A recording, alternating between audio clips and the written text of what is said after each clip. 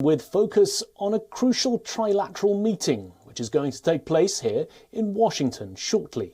Marking a year of the Abraham Accords, the US Secretary of State Antony Blinken will hold a joint meeting with Israeli Foreign Minister Yair Lapid and United Arab Emirates Sheikh Abdullah bin Zayed Al Nahyan.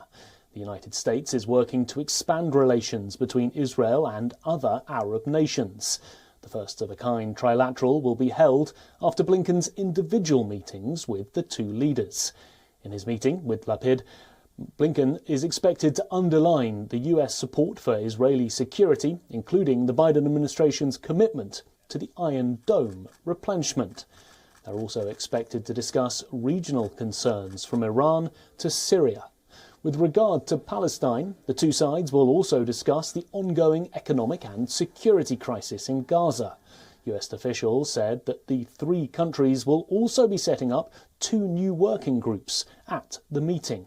One group will be focusing on religious coexistence and the other on water and energy issues. The leaders of Israel, the UAE and Bahrain signed the Abraham Accords at the White House last September.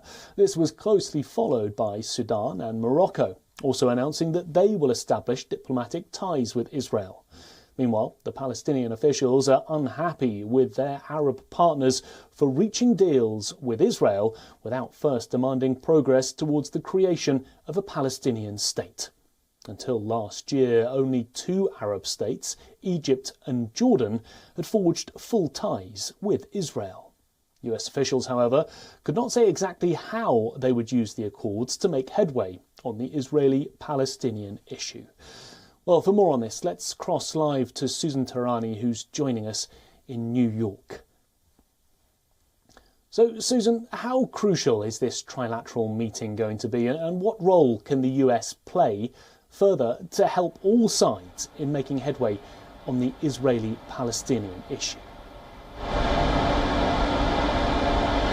So this meeting does matter, considering the fact that it's the first such meeting since the Abraham Accords were signed back in 2020. And just a backgrounder, that it was proposed by Israel and the UAE to the Biden administration. Basically, these high-ranking officials told the State Department that we're coming to Washington to hold this meeting. And this is important, again, considering the fact that the Biden administration has often been criticized by the Republicans for not taking advantage of the Abraham Accord 1 year after it was signed, and it's not making enough progress in advancing it. So it is significant in that regard.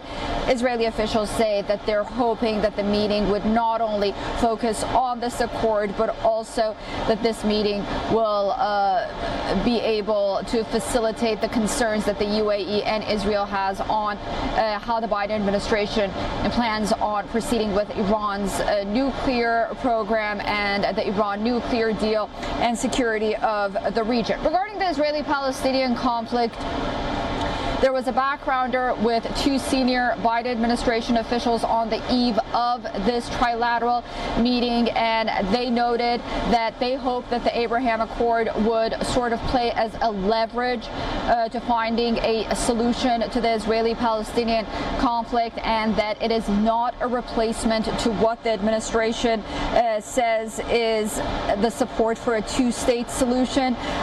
As you mentioned, since the signing of the Abraham Accord, a number of Arab countries have followed suit in normalizing relations with Israel, and that has sort of upset the Palestinians. They were hoping that perhaps the Palestinian-Israeli issue would be at the forefront before this had happened.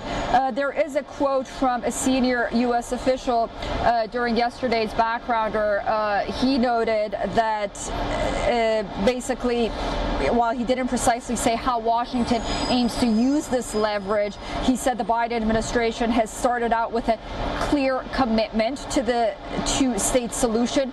We continue with that commitment. We seek to advance as we can, when we can, as best we can. End of quote.